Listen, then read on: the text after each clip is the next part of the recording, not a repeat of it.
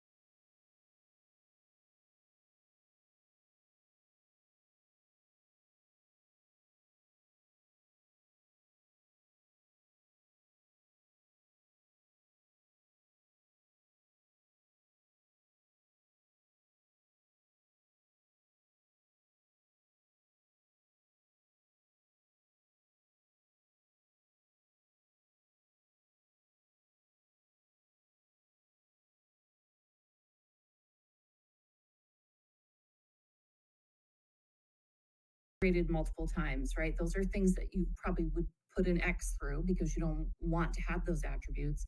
But you can see kind of the influences of your life, um, and what that means for your shaping of your identity. So it's a way to kind of have agency.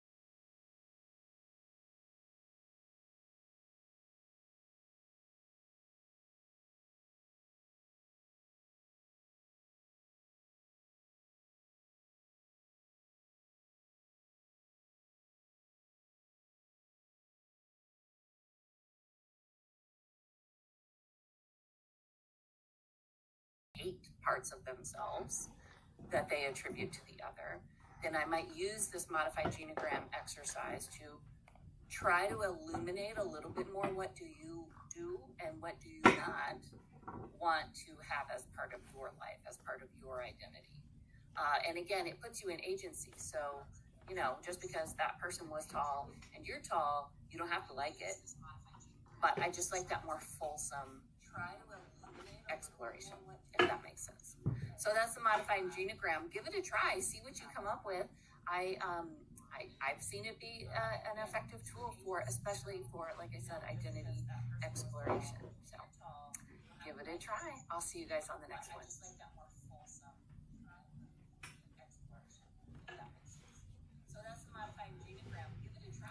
Hey friends, want to share a little bit of a concept of grief with you today. You can see where I'm going with this is kind of humorous take on grief, which sometimes you do have to bring a little bit of levity. There's on the left here on this slide that I'm showing you stages of grief, and then on the right is my experience. So it's this sort of nice linear progression laid out on the left, and then the reality of how we experience grief looks somewhat more like what we show on the right. Most of us are familiar with what is Kubler-Ross, the grief cycle, which begins with denial, anger, bargaining, depression, and then moves towards acceptance. Again, a very linear model. There's a lot of discussion about the validity of this model, or the usefulness of this model. But I want to just kind of come back to this one and where it says over here, my experience. I think that is the point. Like, nobody else can tell you what your experience of your grief is. Your grief's going to be what your grief is. And I feel like that should be honored. So, hope you're having a good one. I'll see you on the next one. Hi, friends. Fun meme day today. Happy Friday. Oops, what happened to the meme I was going to share? I was going to share this one.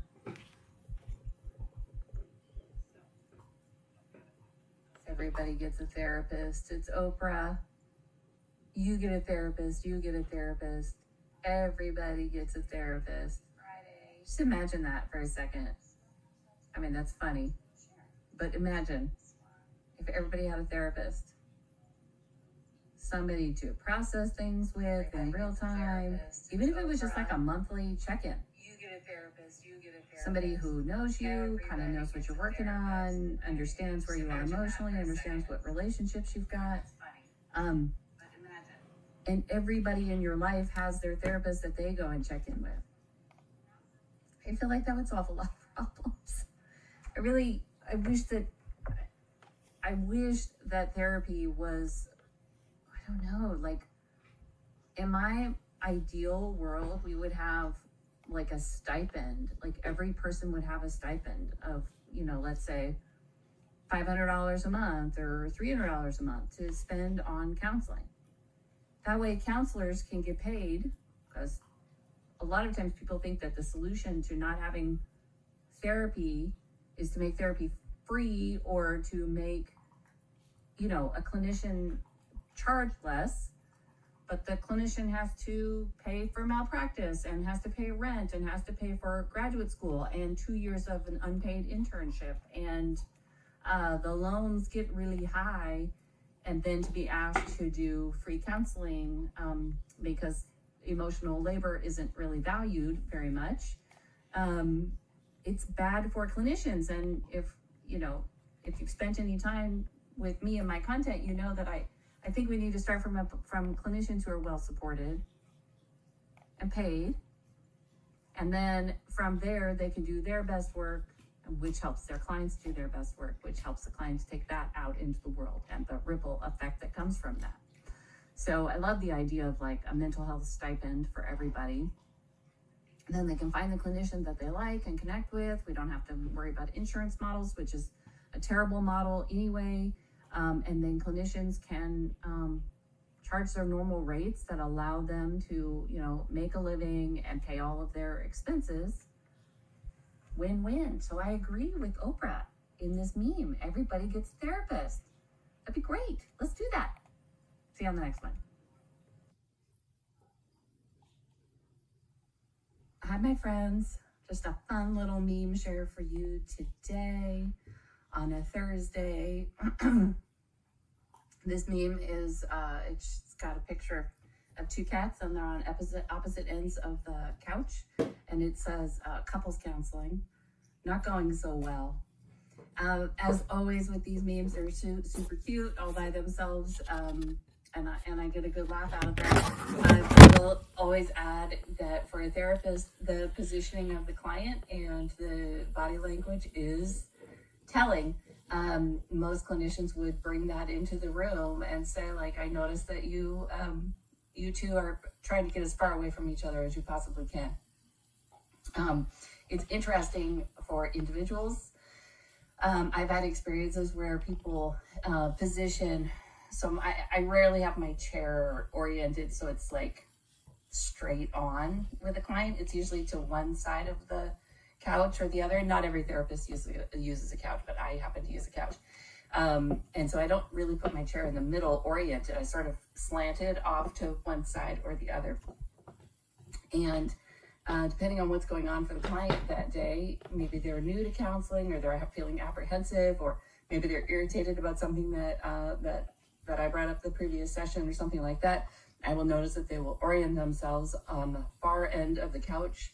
And as we become more comfortable with each other, or they're getting used to like how to use their therapy, then they will often move like middle or all the way closer to the end that I'm on. And there's lots about the body language too, about the way they've oriented their body. And then with couples, the way that they situate themselves starts in the waiting room. So, you know, if the clinician goes out to the waiting room to pick up their client and the couple, like only one of the partners is there, that's going to inform you of some things.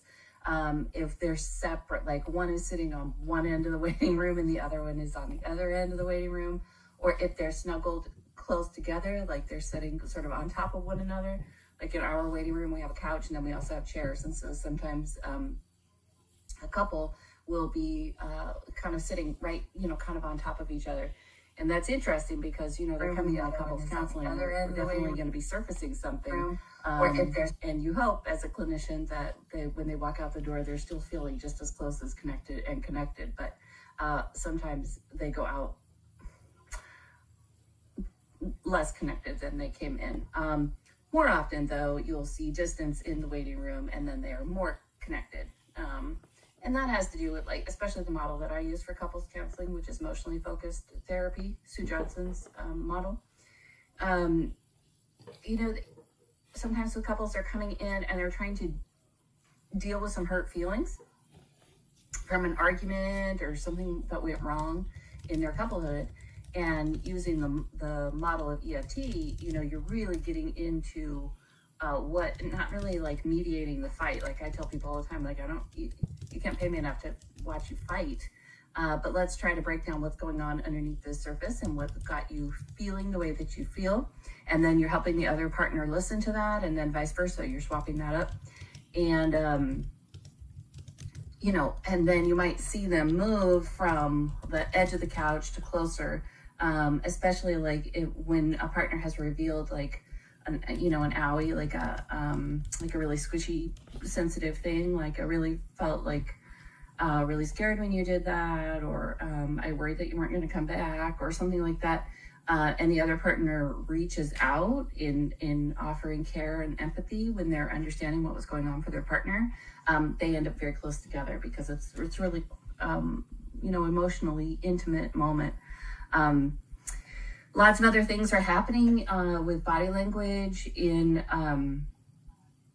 any given counseling session. And, you know, body language isn't like an exact science or anything, but what clinicians will do is say, hey, I noticed that, like, you know, when you got emotional, you felt like you needed to cover up your face, or when you started telling that story, you know, your body got very tense.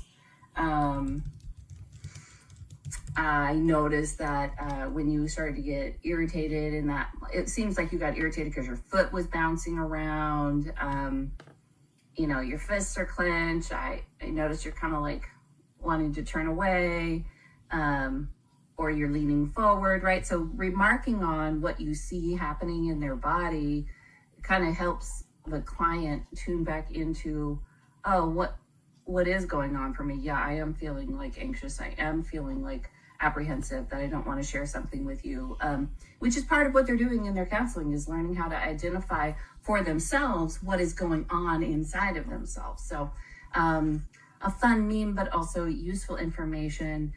Your clinician is paying attention to what's going on with your body language and your positioning on the couch.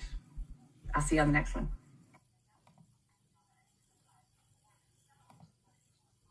Hey friends, you don't see me on the camera, but I'm gonna use my sand tray. I'm gonna practice projecting the sand tray through the webcam. And while I do that, I thought I would just sort of show some of my favorite characters. I mentioned in an earlier video that, let me put some light on. I mentioned in an earlier video that the Inside Out characters are very popular. So, sometimes you just take a blank tray and you just make a pretty picture. So I'm going to make a little picture with my Inside Out figures highlighted in the middle.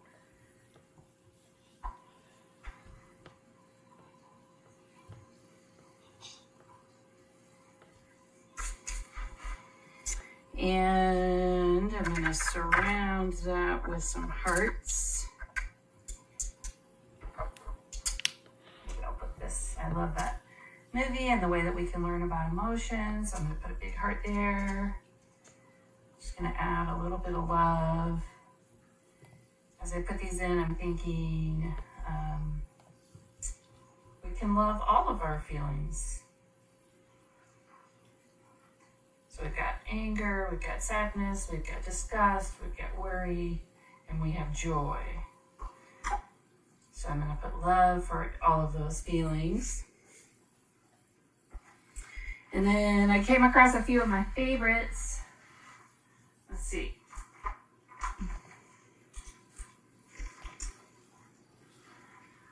What else we can put in the tray?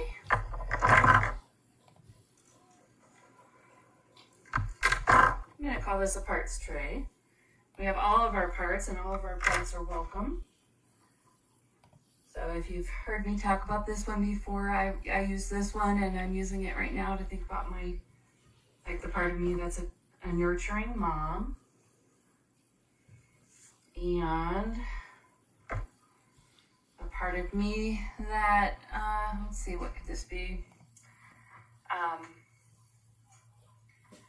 I struggle with depression, so I'm going to use that. I'm going to put it, let's see, can you see? I kind of put it over here to sort of represent an overall dampening effect across the whole thing. And, oh, these are just cute little guys, so I'm going to call these my, part of me that just likes cute things. These are my little rainbow dragons. Baby rainbow dragons and the little infant dragons.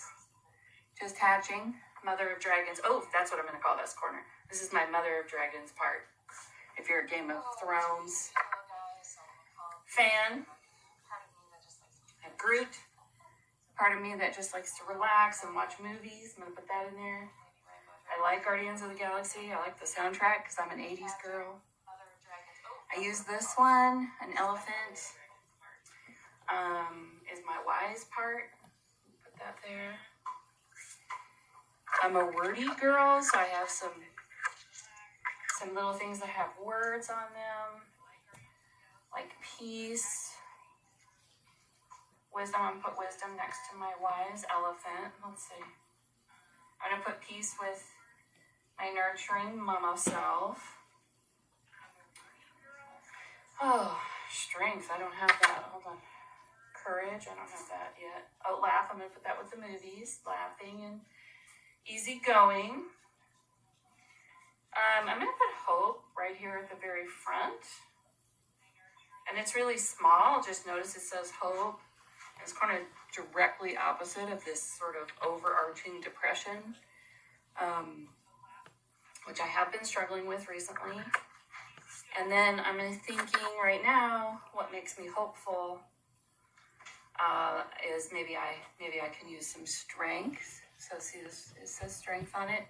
And I've shown this character before in other trays that gets used in a lot of different ways. So right now I'm going to use it for strength.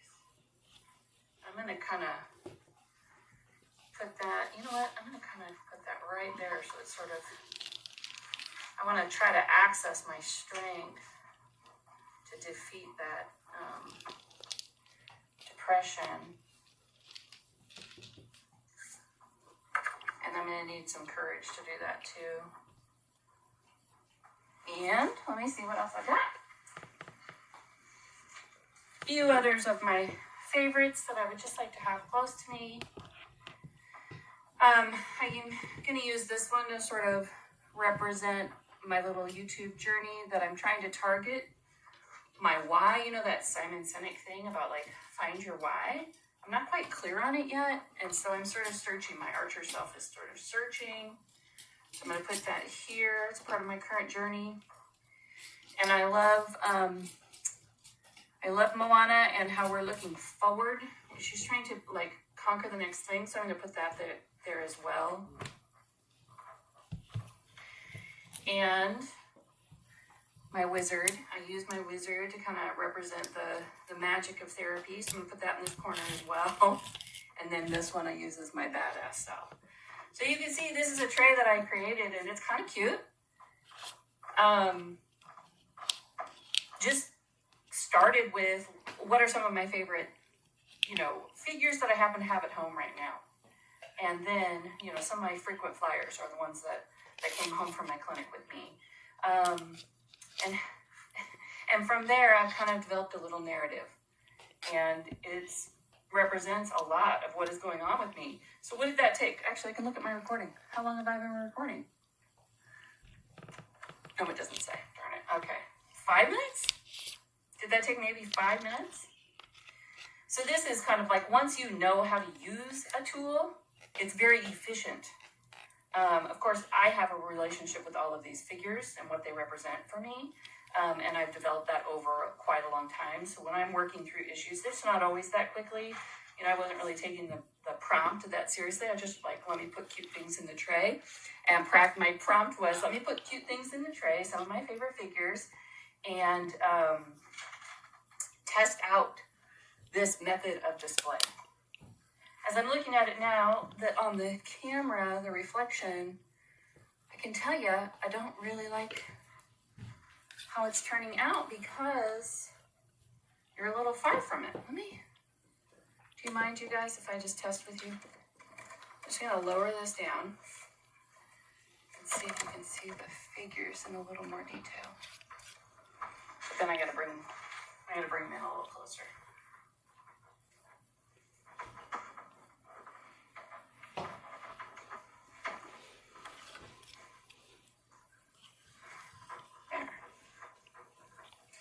So with the sand tray, it's interesting because, I'm on this side of the tray. So kind of where this hope is where I'm standing.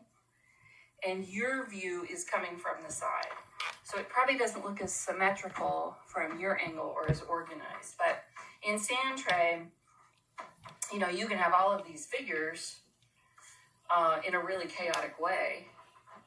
And especially with kids, if they use the same figures over and over again, part of how you know that they're growing is that the tray becomes more organized. So this is a very organized tray. It represents very specific things. It's not what's called a dump tray where you just, stick it in. It's got a little space, so stick it in.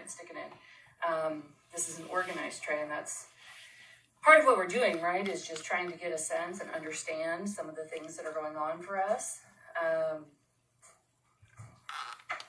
So a little self-disclosure about what's going on with me here in particular, and this, trying to find kind of my new why, and then just sort of a celebration of all of the feelings that we have, and just some general cuteness joining in. So hope you like that little sand tray explainer, and I will see you on the next one.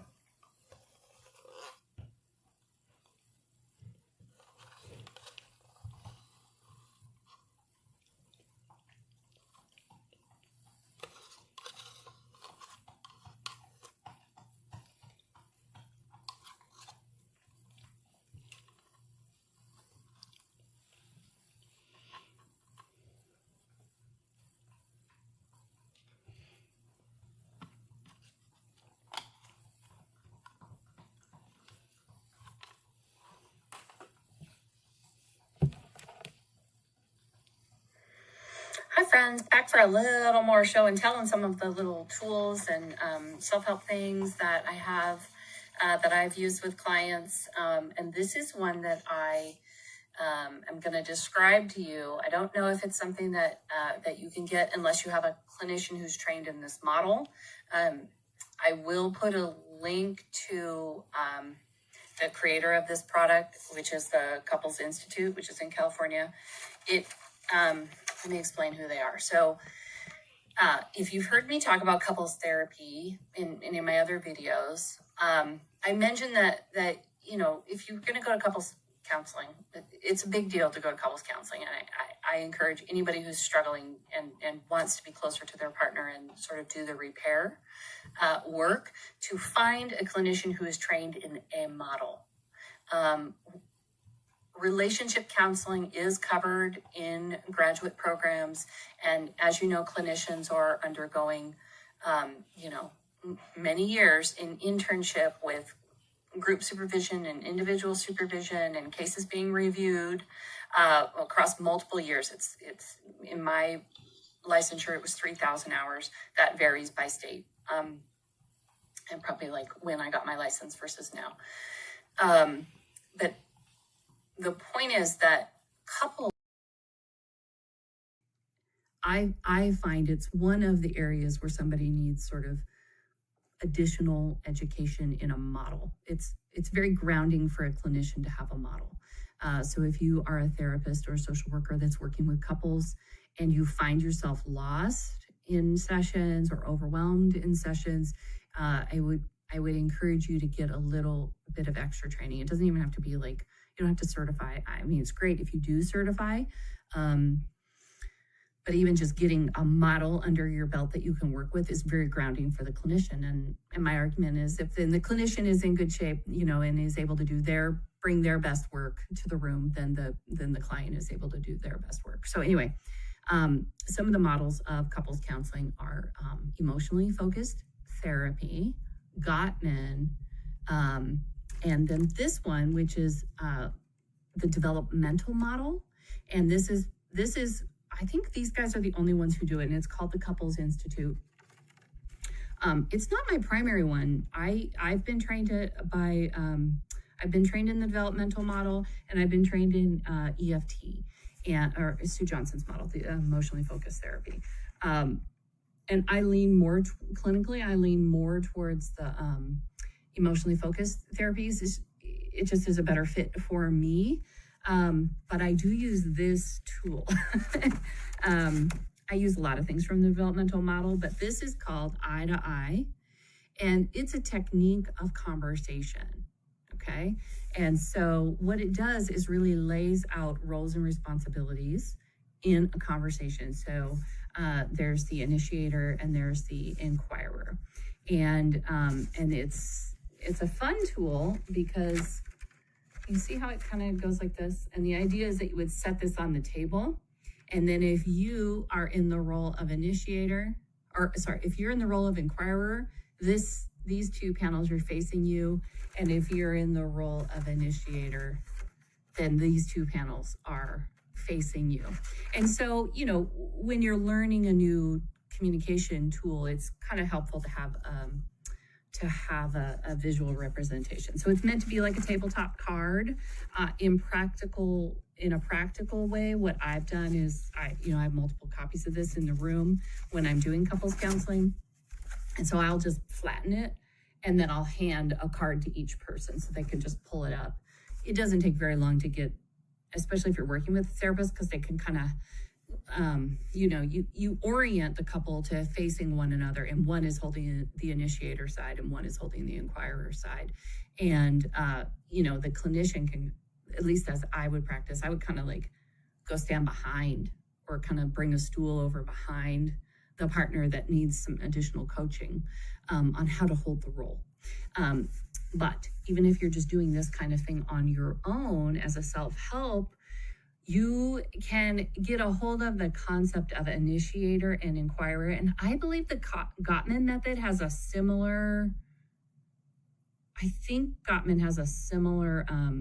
conversational structure that they recommend that people go through. I'm not trained in Gottman, and so I don't know it, so I can't really speak to it. People in the show notes, or people in the comment section, can talk about what the equivalent is in Gottman. So, okay, so the idea with this tool is that you have let's say you have something come up and you're like, I really have to talk to my partner about this, right? If you have something that you're trying to talk about with your partner, and this is a couples thing, but actually you can apply this to other relationships, but it's really intimate, not sexually intimate, just like emotionally intimate exercise. So it's probably something you would want to do with a love partner. So the initiator has something they've been wanting to bring up. Let's say like you want to have a conversation about, you want to debrief an argument that you had a couple of days ago. Okay. So you're like, hey, I would like to talk about this thing that we got into the other day. Is this a good time for you? So that's an initiation. You know, depending on your argument style with your partner, maybe in a couple of days since you had the argument that you want to debrief, but you know, you don't want to just go about your business. You want to kind of like resurface the issue and try to talk about it. So if the initiator in that is the person who's like, hey, can we talk about this? And the inquirer's job then is to say like, yes or no. You know, if it's not a good time, fine. You know, what is a good time? Never is not the right answer to that. Okay, so then that becomes the initiator is the person who's bringing up the issue, and the inquirer is just that. They're the inquirer. Their job is to pull with the focus on how do I get to know what's going on inside my partner. It's not to engage in a debate or present their side. It is this, when you're using this tool, it is specifically geared at how can I understand the internal experience that my partner is having. And if I'm trying to get to know the internal experience that my partner is having, then I'm in the inquirer role.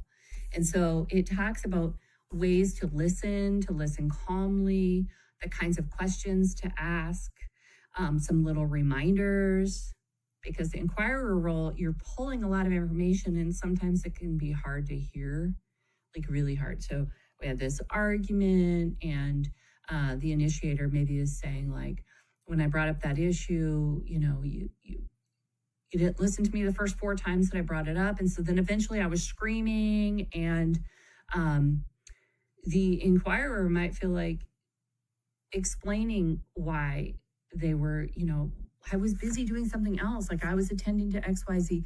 That the point is that's not the time for any of that, because we're wanting to get to know what we're trying to get to know the partner, not settle the debate about who was right or wrong. It just has a different goal. There are times where you're trying to settle the debate about who was right or wrong, but that's not the purpose of this tool. Does that make sense? So the inquirer is listening calmly, and if you have trouble listening calmly, then you need to get resourced. How can I get resourced? And then I'm building out our little playlist on our personalized resource kit specifically for people who are trying to do couples counseling and they're trying to do this exercise, but they're so activated, right? We need to get that nervous system calmed down. How can you listen calmly? So you have a hard time with point 1, listen calmly, then you may need to develop some resourcing skills so you can do it. And then listening calmly, asking questions, empathizing, even if it's stuff you don't agree with, even if it feels harsh or critical, whatever, where the goal is to pull out and understand your partner. That's the goal of the inquirer. How can I understand my partner's experience? Okay. The goal for the initiator is how can I explain and be known about my experience? And then you can do some recapping. Like, I don't love the phrase, I hear you saying, but this is the time that you can use that. I don't find it organic to use that phrasing. If you do, knock yourself out. I don't find it organic. What I would probably say is, okay, so what you're saying is that like, you felt like you had to start screaming because I didn't hear you the first 4 times that you brought it up. So, you know, you don't have to say like, I hear you saying da, da, da, da, da. I think there's a reason for that. I just don't know that model, and that languaging isn't organic, but the intent is like, I want to reflect back and make sure that I'm getting what they're saying. The goal is communication. And communication is, how can I get this idea that's in my head into your head? Because we want to be seen and we want to be understood. So that's what the recap is about. Now, what's lovely, okay, and then also on the other side, on the initiator side, there's rules there too, or guidelines there as well. So focusing on one issue, express your feelings and your thoughts, of things to avoid, like no name calling, trying to avoid accusing and blaming, like this is just my, is where we have that language of, I experienced it this way. I felt disrespected. I felt ignored. I felt unseen. I felt unsafe. Like that, yes, but, name calling isn't going to be helpful. Anyway, so, and then for the initiator, being open to self-discovery, because we've got this initiator, being heard, being known, being understood. We've got the inquirer pulling, understanding. And in that process, in that co-created relationship or dialogue process, everybody's going to come to an understanding, a different understanding. So the point on the card says, be open to self-discovery. Like even as the initiator, the goal isn't just like, let me tell you what you did wrong. The goal is, let me be understood and let me grow in my understanding of what was going on for me. Like, why did I get so triggered? Because the inquirer is helping you. They're pulling it out of you. The inquirer kind of becomes a therapist, but it's somebody that you trust and love. And if they're doing it right, it's healing, it's therapeutic, and like I said, intimate. So it just got little reminders. I think it's called the eye to eye, initiator to inquirer, and it's eye to eye, right? Like we're facing each other eye to eye. You don't have to physically do it eye to eye. That can be too intimate for some people. So maybe you're facing the ocean, or you're going for a drive, right? Like you're both focused on something else visually. Or, if you can tolerate the intimacy, then, looking at each other across the kitchen table or next to each other on the couch and whatnot. So that, again, comes from the developmental model. And the Couples Institute is the name of it. If you're a therapist looking for a couples model to study, the developmental model is really good for, I think, for clinicians who are great with like object relations type of clinicians, probably Jungian type of clinicians, like what's it called, depth psychology, like the I can't think of what do they teach at the Pacific Institute, that like if you've studied in like shadow work and stuff like that. I think the Couples Institute program, the developmental model, fits really well with that, because the development is about how we are sort of in our coupling, growing as individual but intradependent, and those theories fit in certain modes of study more so than mine, which is more attachment focused and humanistic. So that is why I lean more towards emotionally focused therapy, but I definitely understand the like the object relations kinds of clinicians would probably love the developmental model. So for therapists who are looking for a model to study, that's a good one. That's a good one to learn from. They're the ones that do like the paper exercise and a few other like really good in the room interventions that are illuminating and I think do a really good job of getting the couple on the same page really, really quickly. And then they support each other's growth. It is a little more academic, and so it's a little bit harder to distill. Depending on the population that you serve, it might be harder to explain some of the concepts than, like, emotionally focused therapy is really accessible. And I'm a really concrete thinker. Plus, I like diagram. I work a lot with a picture, and so the the infinity loop that you use in emotionally focused therapy works really well for me because, again, as a clinician, you're trying to get grounded enough to hold the space in the room. And with couples work, if you've had that opportunity, things get really intense really quickly. There's a lot going on in a session, and so a therapist often needs really solid grounding. And so the developmental model, Gottman model, and emotionally focused therapy are all models. There's also like Imago, but I don't know if they teach that anymore. There's more of a theory of Imago. I don't know if people learn that as a model of counseling. Sort of something else that you might look into, but encourage any therapist who's doing couples work, if you feel disoriented or not quite grounded in a session, you might want to look at one of these models to learn in your post-grad work. And that's what I've got for you on this one. I'll see you next time.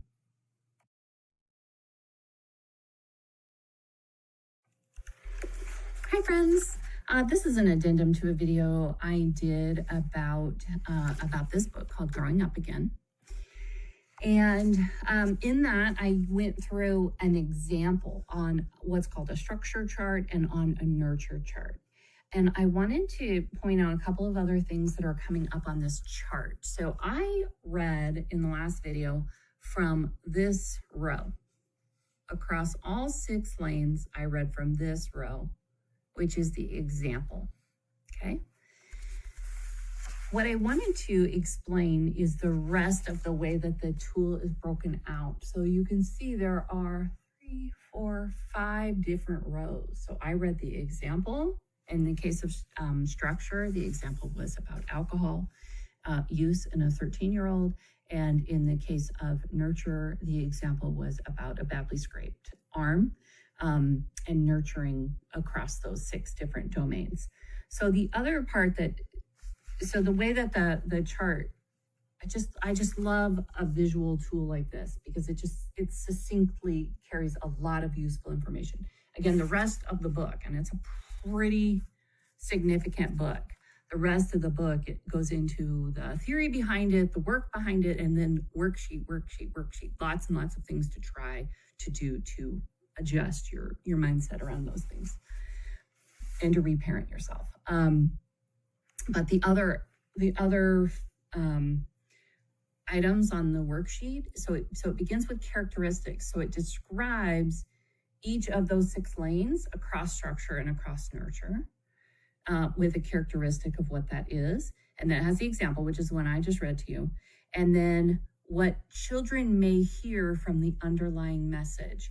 So going back, if you haven't watched that, I do recommend go back, find the other video and watch it. So in the example of a 13-year-old drank alcohol and the, let's say, abandonment side. So the really no structure, like there's no structure, you're in the ditch on structure. What does a child hear from, what is the underlying message that's coming through to the kiddo when we say something like, I don't want to talk about it, the parent isn't available physically or emotionally, they ignore or tease the child? What message is the kiddo picking up? The message is, I'm not willing to care for you, I don't want you, your needs are not important, mine are, no one is here for you, you don't exist. So it doesn't just say like, say this first, don't say this. It's getting at what is the underlying message that comes across if you are parenting from that lane on structure or nurture. Hopefully that makes sense.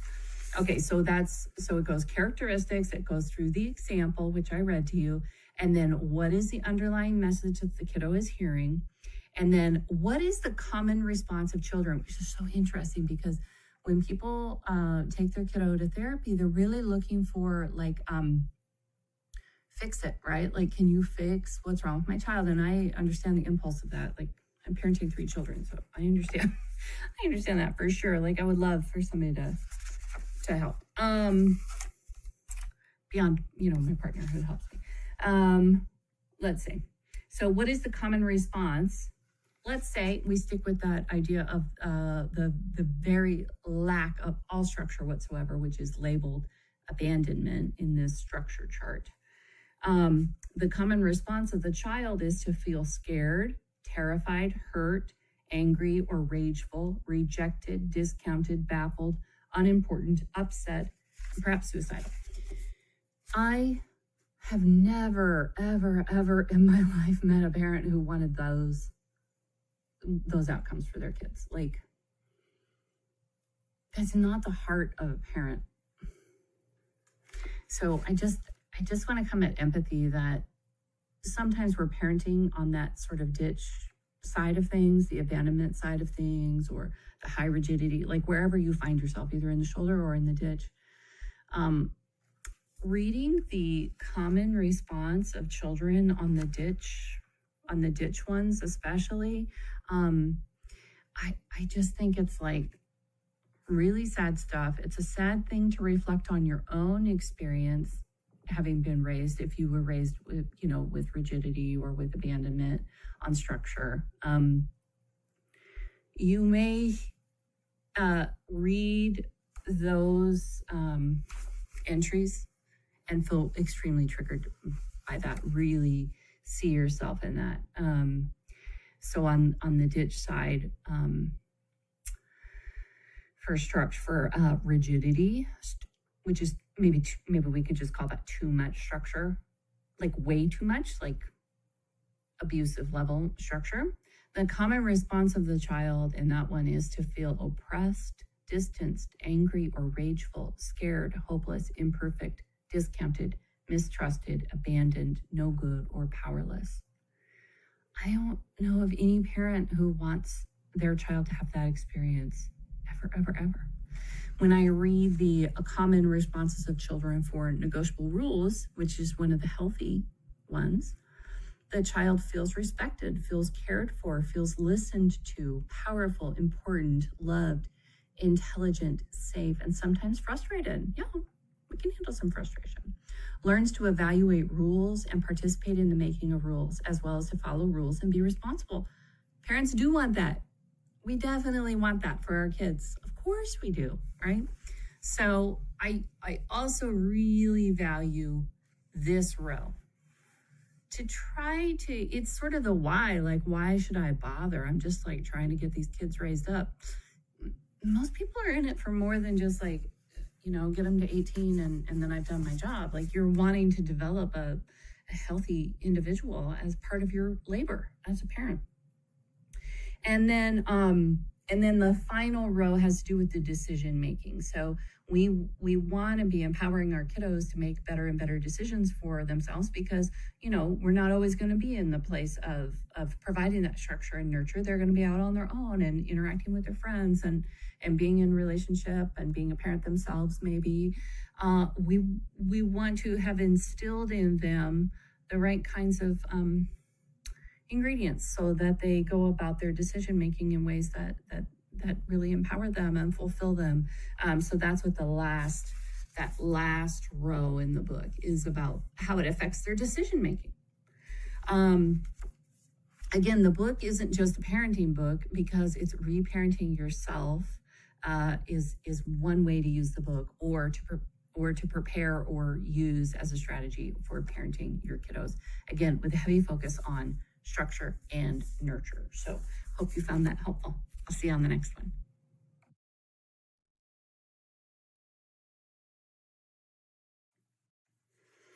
Hi friends, today I'm going to be running through several of my sort of self-help kinds of products. Like there's a lot of self-help stuff out there, and some of it is not great, and some of it is excellent. And so I just wanted to give you some of my thoughts on what I think leads to excellence, and some of my favorite things. So I'm going to start with this book. This book is, you can see, well loved by me. It's called Growing Up Again. The argument of this book is, how you could kind of reparent yourself if in your therapy or in your exploration of self-help topics, even just your own education of yourself, you've come across information such as attachment styles or ideas around neglect and abuse, or what is trauma, and you're trying to coach yourself through those things. Therapy is not something that everybody can do. Not everybody can afford it. Not everybody has the time for it. Not everybody enjoys sharing the experience with a therapist, and that's fine. But I want people to use good tools for doing self work, and this is one of those books. So it's called Growing Up Again, and I probably the best way that I enjoy using this program is actually in a group therapy setting.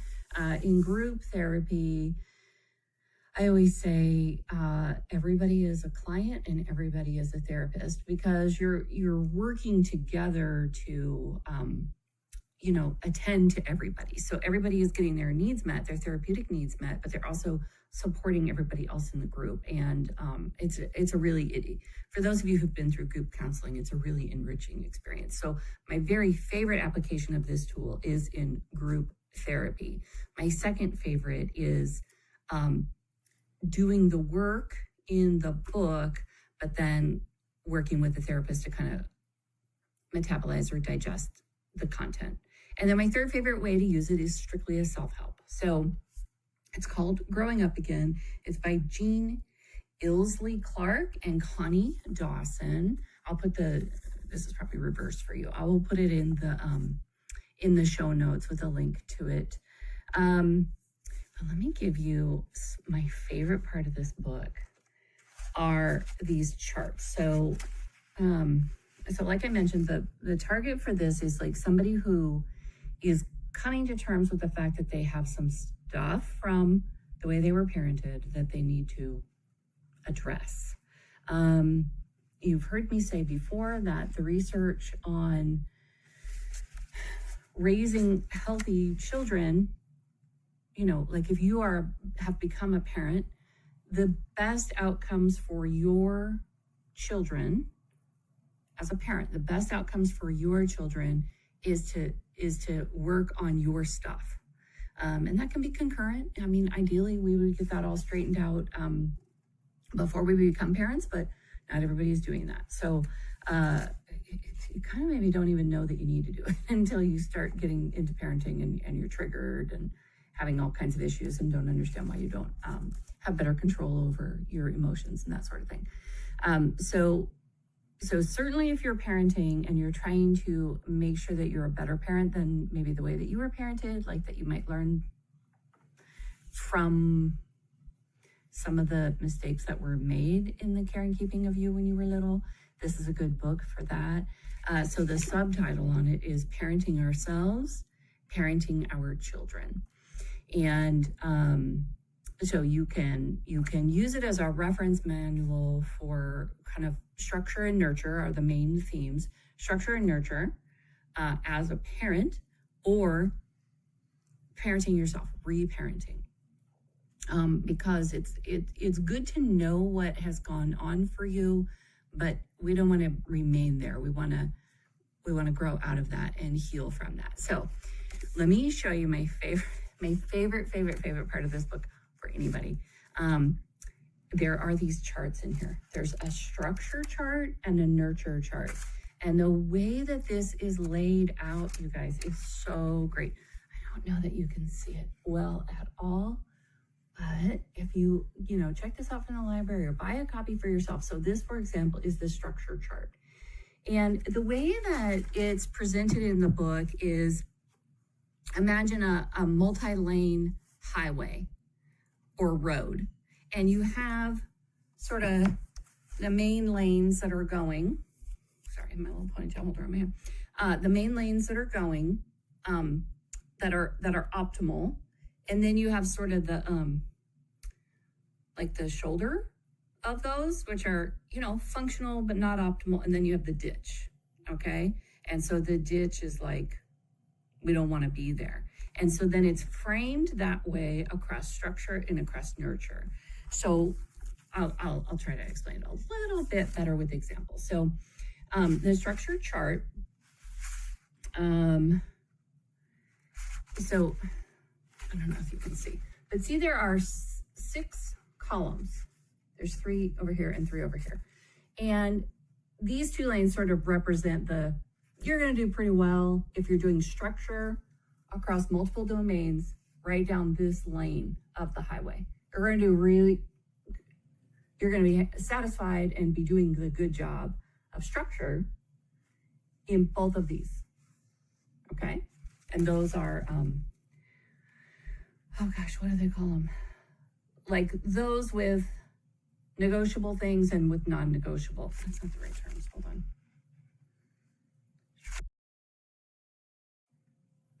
Okay, I got myself reoriented to the book. Okay, so in these middle 2 lanes, the title of the columns are non-negotiable rules and negotiable rules. And the theory that the authors make is that as long as you're here, we don't all have to be, we all have such different perspectives on things and different ideas of things, and we don't all need to do things the same way, but there are sort of like optimal, the best version we can get is in these 2 lanes. And then we have sort of functional but not great on these 2 lanes. Do you see where I'm kind of pointing there? Okay, so those 2 lanes are criticism and marshmallow. So one being more extreme on structure and the other being weak on structure. So the argument is that if you're in the middle 2 lane, although you can have more structure or less structure, but still be in these main 2 lanes. And the book has tons of examples of what that means. That's still going to be very good. Like there's variation, there's personality, there's temperament, there's, the relationship between a kiddo and a parent is unique.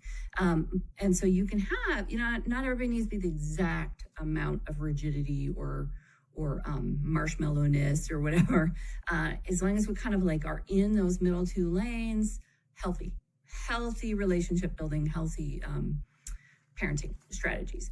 And then you get over kind of on the shoulder and it's still functional, right? One is way less structure and one is more structure than is ideal, but still functional, right? We're gonna do okay. And then over in the far side, we have the ditch side over here and the ditch side over here. And that would be very far on rigidity or very loosey-goosey on it, right? So the titles are abandonment, and that would be, I'm not attending to you at all. So there's no structure. Do whatever you like. That's just a label of it. It's not actually abandonment as in leaving the child, but abandoning in a way. And I'll give you some examples of that. And then on the far end is like super rigid. So those aren't leading to good outcomes. So the structure chart looks like this. And then, you can recognize yourself across different domains. So for example, let's say you were a teenager that was drinking alcohol, or you are parenting a kiddo that's drinking alcohol. That's the premise, right? Like either you're reparenting yourself and reconsidering the way that you were raised, or you're in the middle of parenting and you're addressing this. So in the middle 2 lanes with a 13-year-old who's drinking alcohol, okay, there's on the healthy column, still in the middle 2 lanes, a healthy column. A parent might say, a parent who's a little more structured, but not overly so. A parent says, you can't drink alcohol until you reach legal age. We expect you to honor the rule. We expect you to honor the rule. If you don't honor the rule, there are going to be really tough consequences for you, okay? And also a really healthy approach to that with more negotiable rules. And I do tend personally, I tend towards that because I'm about like shared control and I have some other things going on with me. And that's the point, is like it should be individualized. Okay, so in the negotiable rules but healthy is the parent says, there are kids whose number one priority is drinking. When do you think it's okay with kids who drink? I'm sorry, when do you think it's okay to be with kids who drink? How can you find kids who don't drink so you don't spend all your free time with the ones who are drinking? Right? So it's setting up a conversation for shared control and development of the kiddo's own thoughts about alcohol. And I mean, that's not in a vacuum, like you've done all of your good communication building with your kiddo, et cetera. So that's just an example. So if you think about those two examples, you may not drink until you reach the legal age. We expect you to honor that rule. If you don't honor it, there are going to be some tough consequences for you. Okay? Perfectly acceptable.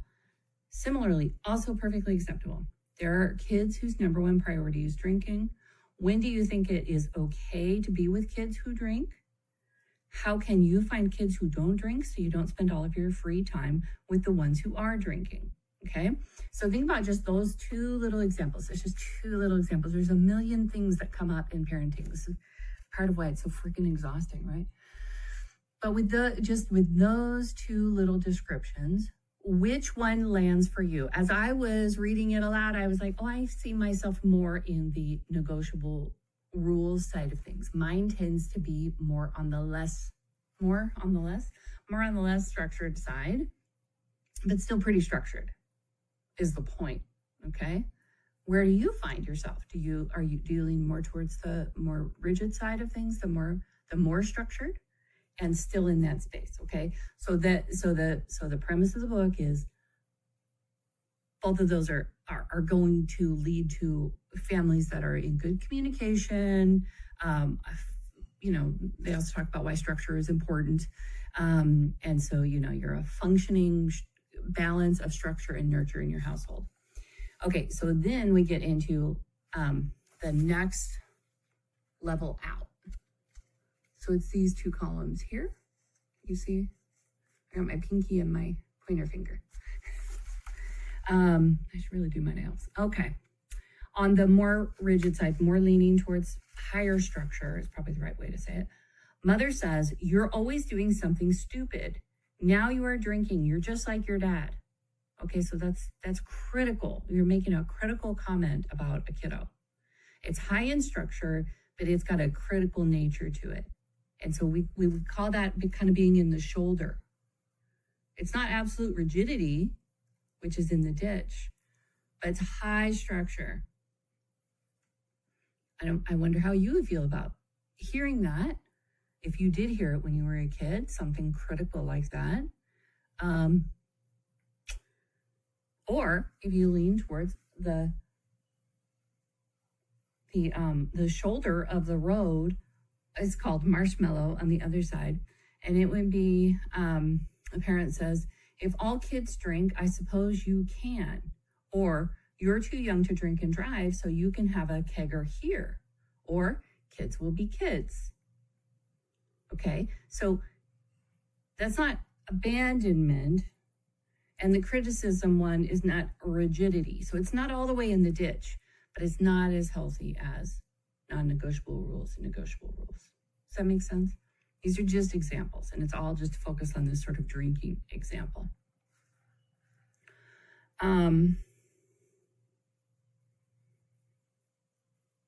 kind of want to abandon this and start over, but I'm going to keep going. Okay, so then the last two, what we would consider the ditch. On the rigid side, the example is the parent says, if you ever touch alcohol again, don't bother coming home. And on the abandonment side, parent says, I don't want to talk about it. Parent is not available, either physically or emotionally, is drunk or mentally ill, or ignores or teases the child, just abandons the matter. I'm not going to attend to the matter.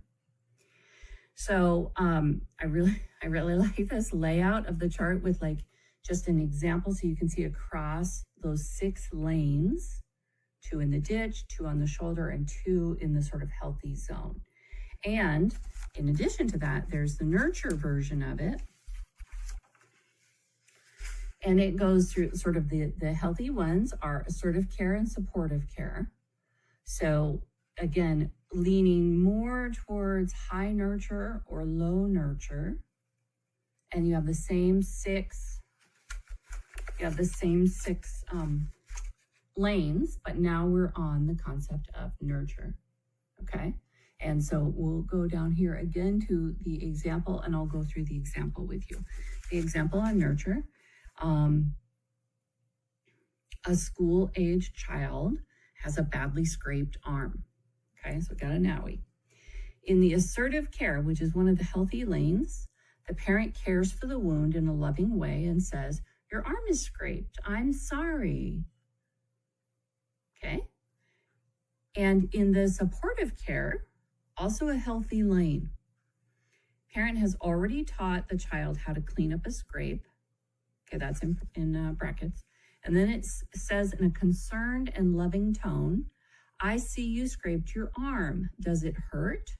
Do you want to take care of it yourself, or would you like some help from me?" And offers a hug. So thinking about those two, caring for the wound in a loving way as a school-age child, caring for the wound in a loving way, saying, "Your arm is scraped. I'm sorry." Think about that. How did you receive that information when you were a kiddo? How would you want to approach it as a parent? And having already taught your kiddo, so then in the supportive care, having already taught your kiddo how to take care of owies, you say in a concerned and loving tone, "I see you scraped your arm. Does it hurt? Do you want to take care of it yourself, or would you like some help from me?" And then offers a hug. Okay. So where would you place yourself on that in terms of what you received, and also what you would want to do in reparenting yourself or in parenting your kiddo? So then we go to the shoulder, right? So this isn't the ditch, this is the shoulder. And on the higher, how do we want to phrase that? It's called conditional care on this end of the spectrum, okay? And that is in that same experience, the parent says, "Stop crying or I won't bandage your arm." And well, just a side note, I have a lot of empathy for a parent who's saying something like that. I don't like that kind of approach with kids, but I understand why a parent would be driven to have that response, and it has to do with your attachment style. So, for people who need really concrete example to understand why and how, this book is really good, because you might see yourself saying something like that. And it has to do with how triggered you are by your kiddo, by the way. I have a lot of empathy for triggered parents. So the parent in the conditional care, so it's conditional care. "Stop crying or I won't bandage your arm." And in what is called overindulgence on this nurture chart, the parent rushes to the child and says, "Oh, look at your arm, you poor thing. That really stings. I'll bandage it. Go and lie down in front of the television and I'll do your chores for you." Okay, so that's not terrible parenting. Like, that's the thing. Like, that's not terrible, but it's not as healthy as supportive care and assertive care. So it's just not as healthy. We could do better than that. And then the book, I mean, obviously there's a lot of other pages, right? The book talks to you about why overindulgence is a problem, or why conditional care is a problem. It helps you understand the why. I'm just pulling out the example in this video. Okay, and then sort of in the ditch sides of this metaphorical road, we have the abuse and we have neglect. Okay, so on the abuse, in terms of nurture, with a school-age child who has a badly scraped arm, the parent does not care for the wounds. It says, "Stop sniffling or I'll give you something to cry about," yells at or shakes the child. Okay, again, this is a triggered parent who's behaving that way. And if you find yourself replaying those kinds of messages because of your parenting, this is a good book to work through to figure out how to reparent that and come at it differently for your own physiology and well-being. And then if you're parenting, even more so that we're not passing along those kinds of nurture abuse messages. Okay. And then likewise, on neglect, in terms of nurture, parent ignores the scrape. If they say anything, they're saying, don't bother me. Completely opting out. Okay. If that is how you feel you were parented, this is a good book for you to work through. If you are triggered into that level of avoidance with your kids, where you're neglectful, you're not even on the shoulder, this is a good book to work through. And if it brings up difficult stuff for you, do the book and take the book to the therapist and go, this is what is coming up for me. You can find a therapist who will work with you through this.